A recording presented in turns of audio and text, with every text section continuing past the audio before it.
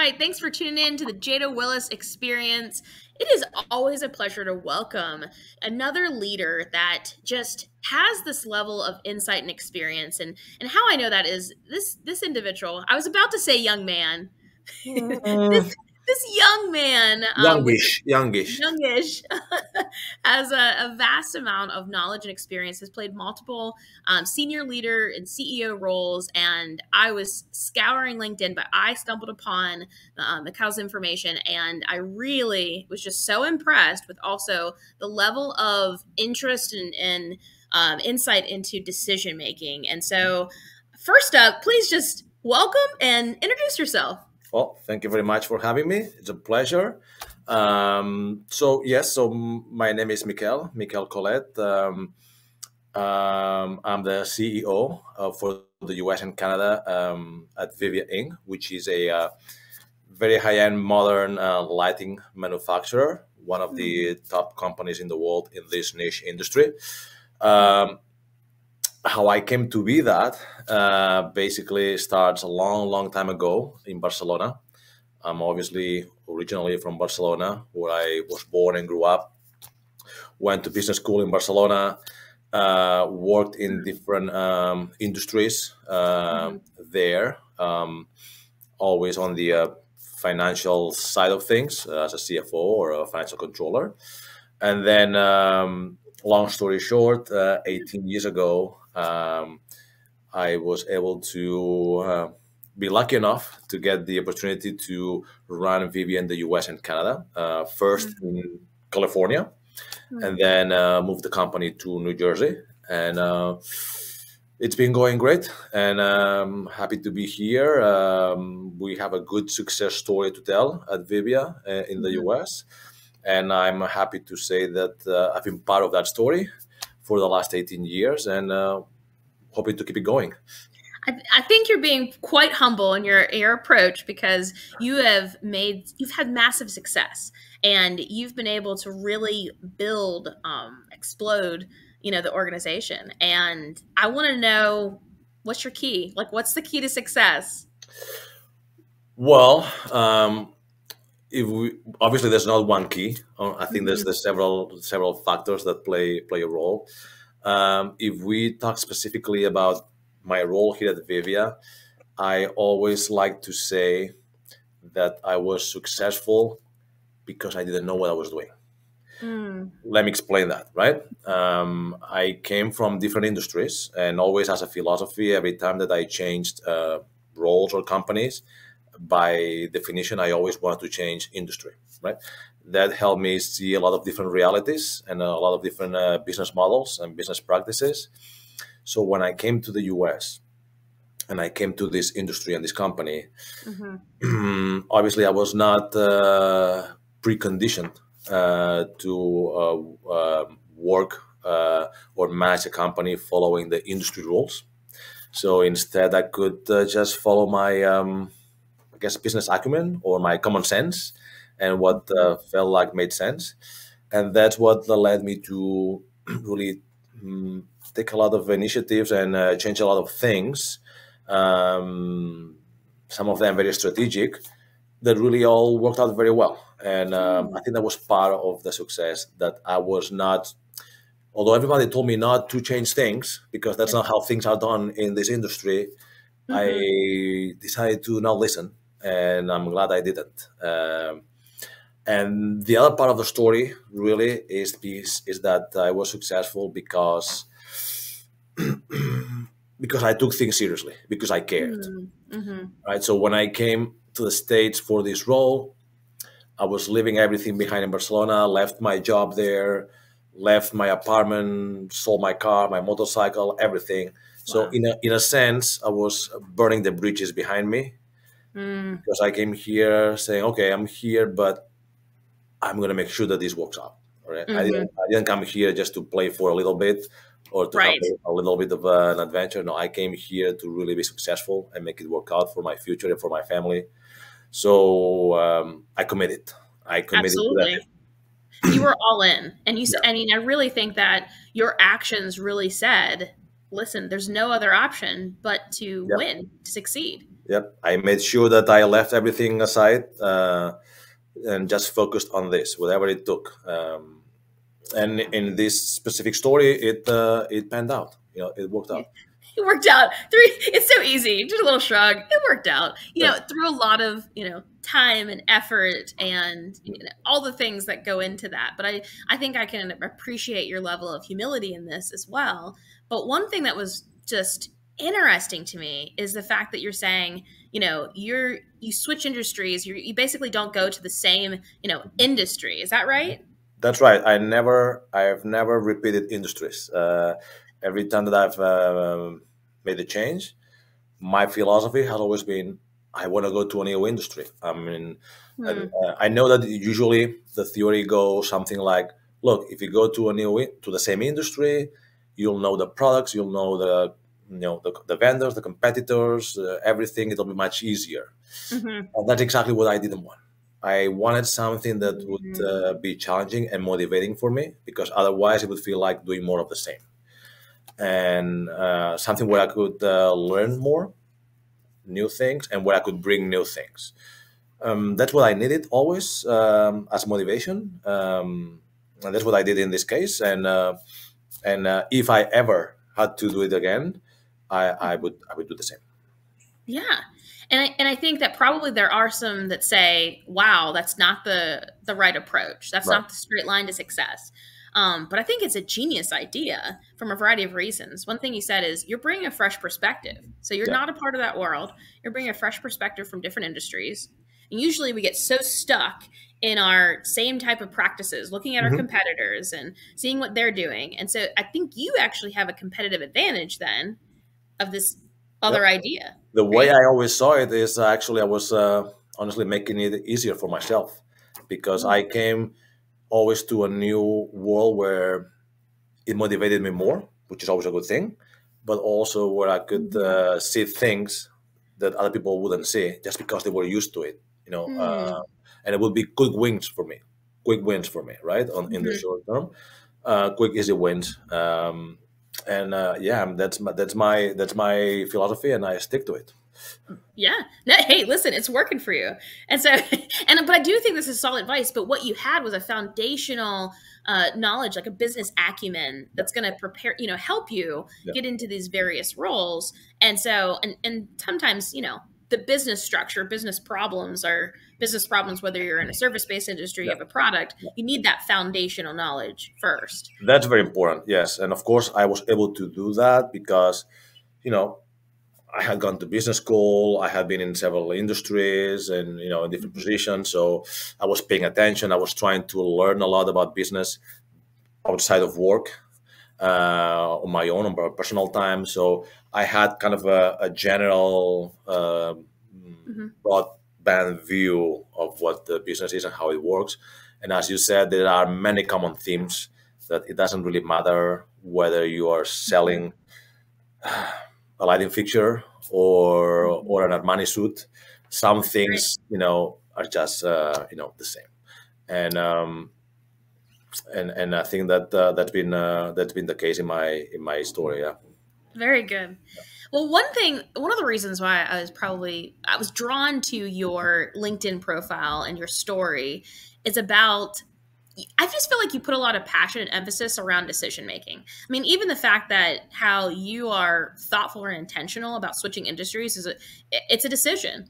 And so I really wanted you to share your framework, or even honestly, your just insight in when it goes into just making a decision. Yeah. So there's different layers, right? I would say, like we've said before, the first layer that it always is very helpful is having that broad knowledge about how things work, meaning taking the time and the effort to really understand how your industry or environment or situation works, but also a more general point of view, right? So the more that you know in general how things work, the easier it is for you to see things and connect the dots and come to conclusions. So that's the groundwork that I think was always very helpful for me. Another thing that always works very well for me is I always map out in my head all the different scenarios and possibilities that can come from the different options that are available to me. So if we have this situation, this challenge or this opportunity, and these are the options as far as choices. If we do this, what are all the possible scenarios that could happen from here? If we do this, what are all the possible scenarios? So I have kind of a very Mm. logical, Mhm. rational approach to things, and then by playing out that game, it's easier to see kind of the knock-on effects that could come from Mhm. that, and Mhm. it helps me kind of focus in on the right solution. Also, a very important layer is I like to share the decision process. So, like Mm. here at Vivia, right? Especially if you have a small team, it's always good. Okay, we have this situation. These are the options. This is what I think we should do, and this is why, and this is why not. Let's hear everybody else from all the different Mm. points of view, the different angles. Let's hear it from marketing. Let's hear it from sales. Let's hear it from admin. Let's hear it from operations, to make sure that I don't have any blind spots, and to Mm. make sure that everybody will bring everything they see and they know. Mhm. So between all of us, we'll come to the best solution. Then, of course, I'll have always the last word, but at least I'll get all the point of views. Also, everybody gets involved. Everybody feels like they share the decision making process. Mhm. They understand why that decision is being made. It's not something imposed. Okay, we came to this decision because of this, this, and this, and I was part of that discussion, which is much different than saying we need to go do this tomorrow. Um, Yes. A very, so very dictator approach. This is the yeah, complete opposite of that. yeah. So having everybody involved Mm. and understanding why, I think that that's how I would like to be approached if I was on the other side. Mhm. I like to understand things and why we do things, and I assume that everybody's the same. And I think people appreciate it. It helps Mm. build a sense of team spirit, and teamwork, and brand and company loyalty and pride. And it's something that we really do here at Vibia in the States, and I think we're proud of it. I think we're proud of the way we work, and I think those would be really my secrets, Yeah. not Yeah. secrets, but this is my style or the way that I like doing it, and yeah, But there's so much wisdom to unpack in what you're saying though. The first part is about, I think it's about looking at the question in hand, the decision at hand, hmm and looking at worst case, best case scenario yeah, and making each of the decisions or whatever the decision may be. But then I love the second part because even if what you said and introduced to your team, you still actually had your opinion and you yeah, still had, hey, this is what I would like to do. This yes, is why. But then you opened it up to other ways of thinking and, other employees giving their input. And then what happens then? Do you possibly change your mind yes, and pivot? yes. Okay. Like you said, I explain my opinion and why, and and then we have the discussion. Uh, Many times, everybody agrees with the analysis and understand why. There are some times where people bring to the table other other ideas or other point of view, or they give more relevance to an aspect that I wasn't paying so much attention. Let's put it this Hmm. way. And it's happened many times where we're like, okay, that's not how I would do it, but I Hmm. understand what you're saying. Let's try it that way. Let's try it that way, and let's see what happens, right? And so Yeah. it's happened many times, because at the end of the day, my goal is to make the company successful, you know, and it doesn't have to be Mhm. with my ideas necessarily. I'm responsible for making it successful, not for having all the ideas. This I love that quote, by the way. I would underline and bold that if I was listening in the air. So I love this. This makes my HR heart very, very happy, because I do believe that what you're doing from a leadership perspective is you're also showing a level of vulnerability and you're creating value and buy-in immediately from a team perspective. Now, how you communicate for some of the team members that are like, oh, you didn't take my idea, it's your approach to it, it's your follow-up, and also the fact that you're explaining the why. So this is a perfect leadership lesson for everyone that's listening, is because you need to have your opinion. Yes, you need to help guide the direction of where you're going, the ship is going, but you're not going to be successful in your company just you. It takes your team, You right? need you need buy-in, like you said. Yeah. You need buy-in, and that's a difficult part, really. In my view, analyzing the situation and coming with all those scenarios and coming with how the dots connect and what the solution is, that's the easy part for me. Then the buy-in is that process where you need to explain yourself and convince everybody that this is the right decision and why. And if not, discussing other alternatives that they might bring to the table and then change. So But that part is it's not immediate. It takes a discussion, but it's worth it. It's yeah, worth it, and everybody appreciates it. So but a lot of CEOs feel like they have to have all the answers and that their employees are looking to them to yeah. have all the answers. But that's not true. No, look, many times, especially like you said, I'm youngish, but there are a lot of people much younger than me, and Mhm. I've had I've had the opportunity and the luck to work with some really smart, creative, much younger people, uh, Mhm. Mhm. maybe millennials, That's and right. and I remember that in many cases, I've come up with a situation where, like, okay, I know I'm gonna do this. Let me call in, you know, this person that I regard in high value, even if Mhm. she's 20 something. I know that she knows what she has a good mind, and Mhm. explain the situation, just her and I. And she's like, "No, this is what I would do because this, and this." I'm like, "Yeah, let's do that. That makes sense. Yeah, that makes sense. Let's do that. You know." I mean, what you're doing is also putting ego aside. You're doing the right thing for the organization. It's not about you being right, or even necessarily that person, idea selected. That's a huge win that your employee, shared some a very innovative thing, but it's about the organization. What's good for the organization as a whole. And I really respect that from a leadership perspective. Now, one thing as a part of decision making that I'm very intentional about is how Mhm. I'm spending, how my schedule looks, but also my morning routine, my evening Right. routine.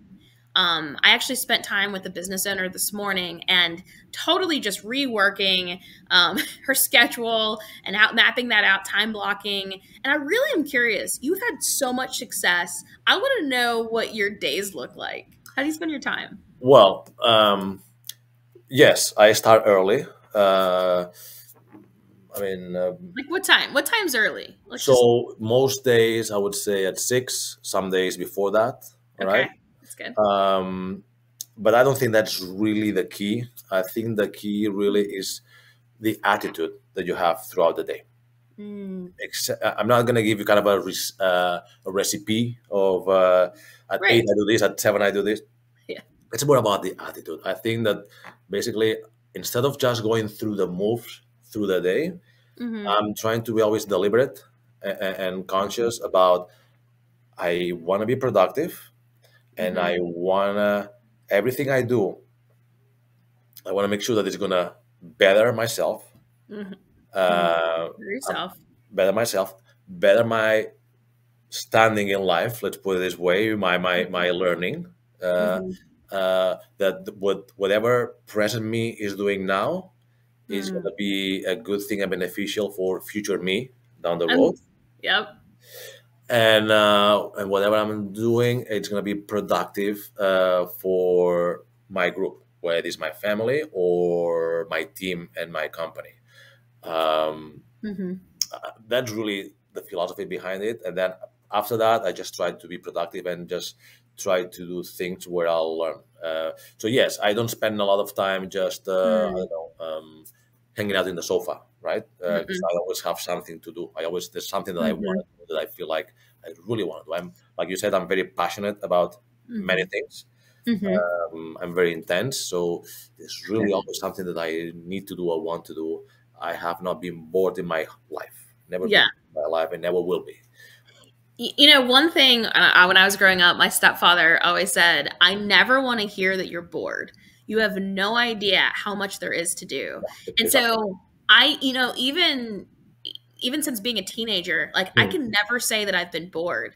No. And but I think that that's whenever people have a true passion, for things in life, what they're working on. Those are the high achievers that listen, I never get bored, but I don't even also have the time to get bored. I'm very methodical and focused on the fact that I even plan, downtime, right? Because we all need that balance. But what you're talking about is a philosophy, is a framework, and honestly, it is actually a recipe because it's based off of your values. You know, Yeah, I mean, I don't need to follow a schedule. right? It's in me. It's part of Okay. my personality. I just go on autopilot. That's how I operate. I But don't I have think to your force it. autopilot it's actually so impactful where you have those values guiding you Mhm. that your autopilot actually is it's just a different form of a schedule in a sense. Like you're being thoughtful and intentional about, is this thing in front of me going to advance myself, advance my family, the Yeah, business?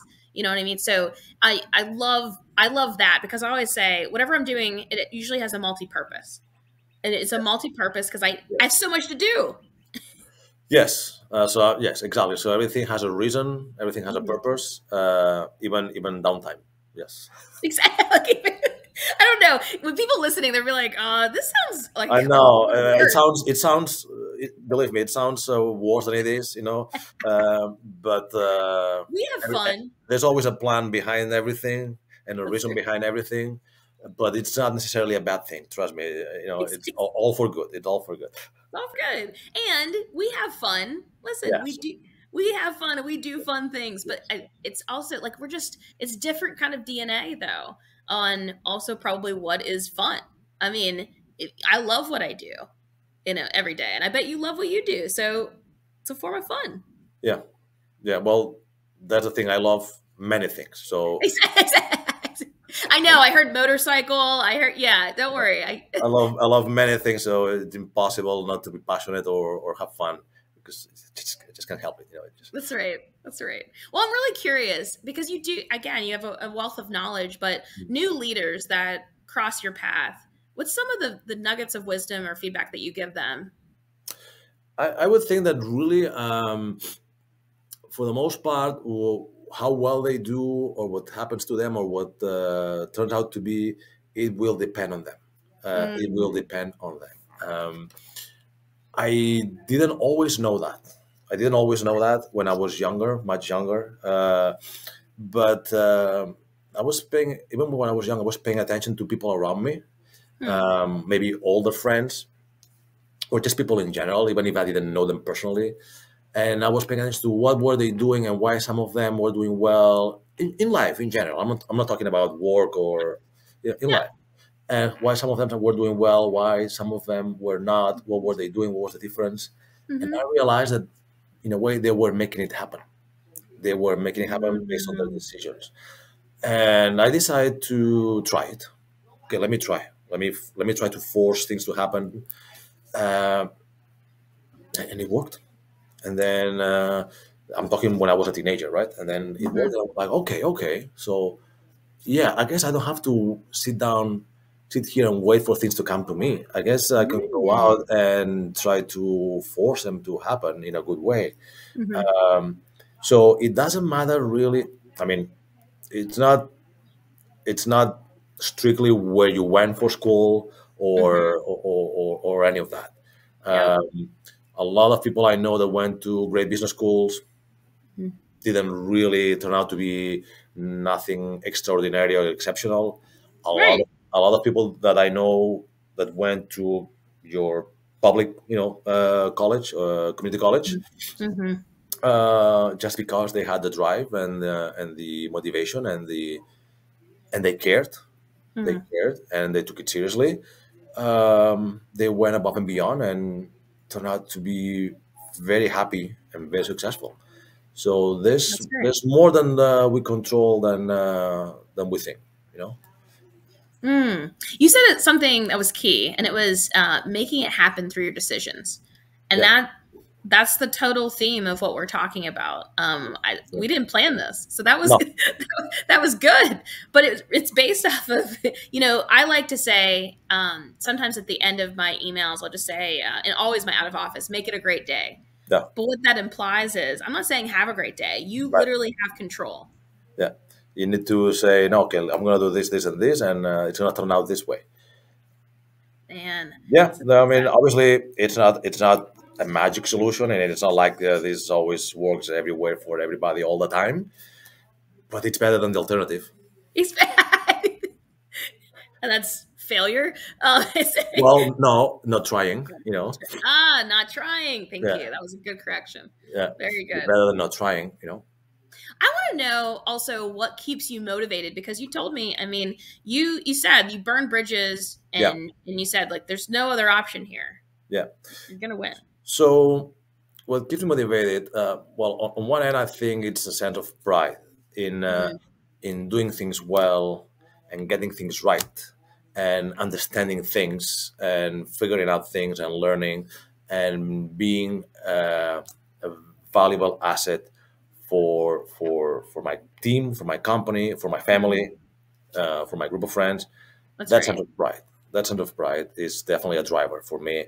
Um, Hmm. and honestly, also in the back of my mind, there's always, hey, you have to be a good role model, not Hmm. only for your team but for your family. Like I have $2, two little Hmm. dollars. Very good. So actually one of them today is turning 13. Yeah, Wow. and the other one turned 9 a couple of weeks ago. So you know, I need to be careful. It's not always easy to be a good role model, but I have Mm. to try. So part of that is making sure that they get the good habits from being a young age, and I am probably one of the people responsible to make sure that that happens. Exactly. You are indeed one of the people that's responsible. Well, I am sure that they're very proud of who you are. And as they continue to grow older, will appreciate Yeah. you and all the values that I know that you're instilling. Um, I think, honestly, just in the conversations, the multiple conversations that we've had, I think that your employees and your team, they're very lucky to work with you. You have that. I love that. You're like, maybe. Well, it's let's put it this. Let's be fair. It's a mutual luck. It goes both ways. Okay?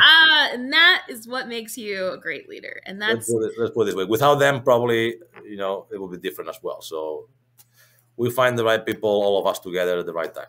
that's the right mix.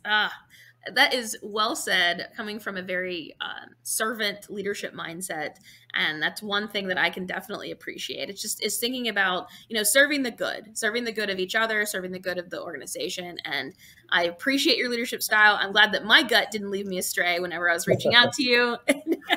And just I like your approach. I want to continue down the line Hmm. to kind of check in, and I want to learn more about how things are going for you. I have a feeling that you're going to get into several other projects and just stay passionate about all the things that you're doing.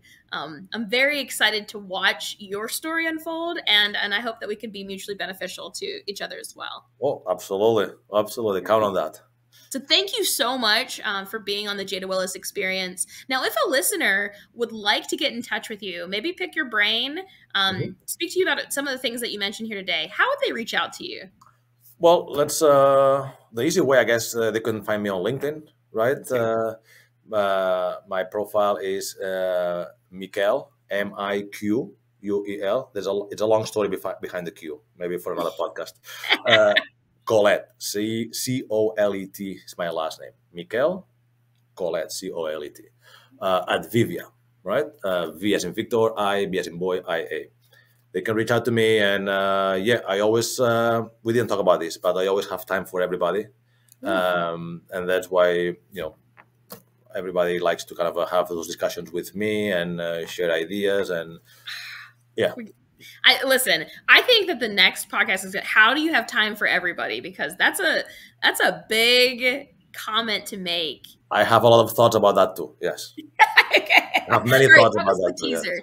That yeah, was the carrot right there. yeah. Cannot wait. I'll definitely get you rescheduled as well. So to our followers, if any part of this resonated with you, I want you to give us a thumbs up, share this episode with someone you care about, someone that you think would benefit from this. In addition to that, definitely give Miquel a holler as well. I think that we need to continue to pick his brain because he is a phenomenal CEO and leader, and it's an honor to be able to even have this interview, have this conversations. Thank you again. Thank you very much. My pleasure.